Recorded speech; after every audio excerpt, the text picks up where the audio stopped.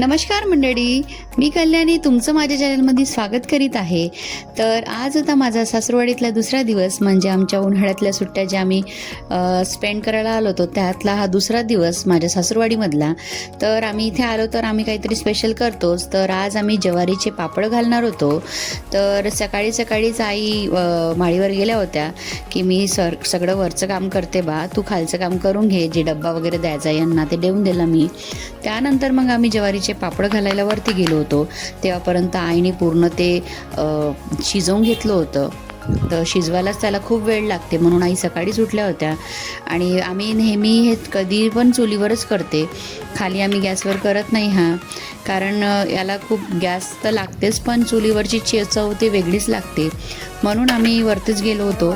तर आईने मस्त चूल घातली होती, छान मस्त त्याच्यावर शिजवून घेतलं होतं. आणि आज आभाळ होतं, तर आम्हाला म्हणजे डाऊट होता की आज आमचे पापडं वाढते की नाही. तर बा तरी आम्ही प्रयत्न आमचा हा चालूच ठेवला होता.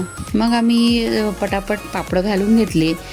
तर ज्वारीचे पापड हे आमच्या घरी खूप खूप जास्त आवडते, आणि इवन मधुराला पण खूप जास्त आवडते ज्वारीचे पापड. तर तुमच्याकडे पण असे पापड वगैरे करतात का? नक्की मला कमेंट करून सांगा जो. आणि तुमच्याकडे अजून कोणत्या व्हेरायटीचे पापड करतात ते पण मला सांगा जो. आणि हे बघू शकता, आमचं थोडंसं सारण जे आहे ते थोडं घट्ट झालं होतं, तर आम्ही थोडे जाडच पापड टाकले होते, कारण प्रॉब्लेम इथे हे झाला होता की अंदाज न समजल्यामुळे थोडं ते पापडाचं घट्ट झालं होतं. म्हणून आता आणि आई खाली आल्यामुळे ते फिरवायला कोणीच नव्हतं वरती, म्हणून थोड्या वेळासाठी ते चूल पण होऊन गेली होती, म्हणून प्रॉब्लेम तिथे झाला होता. तर मग आम्ही म्हटलं जाऊ दे बा, काही होत नाही, आता जर डबल याला हे करायला गेलं तर हे पुन्हा बिघडेल बा, म्हणून आई म्हणे जसे आहे तसे घालून घेऊया. तरी हे छान झालं होतं, टेस्टी झालं होतं. आणि याची जी आंबील आहे, आमच्याकडे आंबील अशी पण खाते गरम गरम, जसं ज्वारीचं पीठ हे वरून टाकायचं, त्या आंबीलमध्ये आम्ही थोडंसं ओवा आणि तीळ पण टाकते, तर खूप टेस्टी लागते. तुम्ही पण असेच तुमच्याकडे खातात का? आम्हाला पण नक्की सांगा जो. तुमच्याकडचे पण आम्हाला थोडेसे एक्सपिरियन्स सांगायचा की तुमच्या भागात कसे पापड करतात. हे ज्वारीचे पापड आमच्याकडे तर खूप फेमस असते. आणि मेन म्हटलं तर माझ्या मधुराला ही आदत लागली आहे, कारण आम्ही सगळेच जण पापड वगैरे खातो बिना भाजता बिना तळता याला, आणि ही खूप टेस्टी लागते. पहिले आम्हाला पण लहानपणीपासून ज्वारीचे पापड आणि खारवड्या हे तेच खाऊन आपले दिवस निघले आहे. तर माझ्या पण मुलीला तशीच सवय लागली आहे, तर त्याची खुशी मला खूप जास्त आहे. आणि स्पेशली तिच्यासाठी आम्ही जे ठेवलं होतं की ती उठण आणि ती टाकू लागेल बा म्हणून, पण ती काही उठली नव्हती, ती झोपूनच होती. म्हणून आई म्हणे जाऊ दे आपण टाकून घेऊ पटापट, तिला काही सांगू नाही बा. तिला ओले पापड पण खूप आवडतं. हे जेव्हा सुकते तेव्हा नाही का आपण काढतो, त्यानंतर हे ओले पापड तर खूप टेस्टी लागते.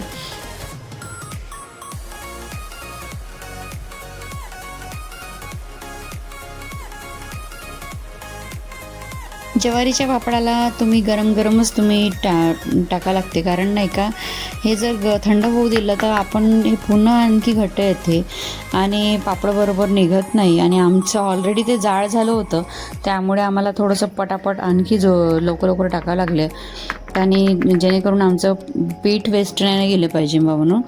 तर आम्ही पटापट टाकले दोघींनी पण. तर यांनी ड्युटीला गेले होते, आणि सकाळी सकाळीच आम्ही कारभार पण केला होता पूर्ण. तर 7:30 वाजले होते मे बी. आणि खूप आभाळ तर होतंच, पण ज्वारीची पापडं हे भिजवल्यानंतर हे टाकाच लागते, नाही तर ते खूप आंबट होऊन जाईल. आणि याला कसं फर्मेंटेड आपण करतो, आदल्या दिवशी आपण भिजवून ठेवतो, त्यामुळे याला आंबूसपणा ऑलरेडी येऊन राहते. तर हे होते ज्वारीचे पापड, खूप मस्त टेस्टी तर झालेच होते. सुकल्यानंतर मी दाखवणार तुम्हाला की हे कसे दिसते बा म्हणून. आणि याची मजा तर खरी ओले पापड खाण्यातच असते, पण हे आता आभाळ असल्यामुळे आता आम्हाला माहीत नाही याचं काय होणार तर काय नाही, पण आम्ही तर टाकून दिले आहे पापडं.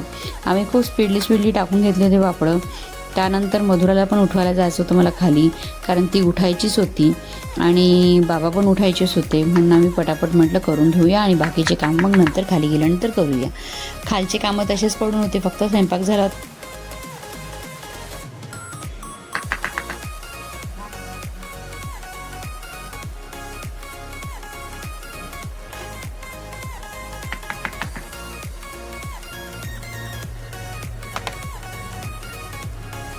भाकरीचं जे खालचं जे पीठ उरलं होतं ते मग आम्ही पटापट टाकून घेतलं. ते ऑलरेडी घट्ट आलं होतं. मग आईनी चमच्याने फिरून पाहिलं, ते काही जमत नव्हतं. मग आखरी हातानेच करून पाहिलं तर ते इझिली होत होतं. म्हणून आम्ही म्हटलं की जाऊ दे, आता आखरी आहे, हातानेच टाकून घेऊया. तर मग आम्ही पटापट केले. मग भांडे वगैरे जमा केले आणि खाली गेलो, कारण याचे भांडे भिजवून ठेवावे लागते. ऑलरेडी याला खूप ते चिकटपणा येऊन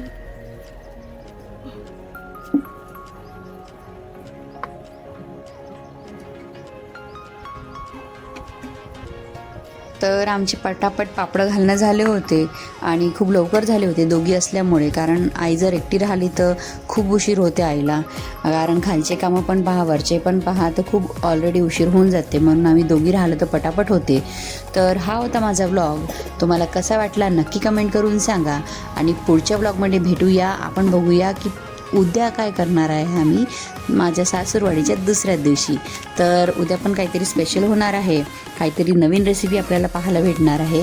तर भेटूया पुढच्या व्लॉगमध्ये. त्यापर्यंत बाय बाय. आणि माझ्या चॅनलला नक्की सबस्क्राईब करायला विसरू नका.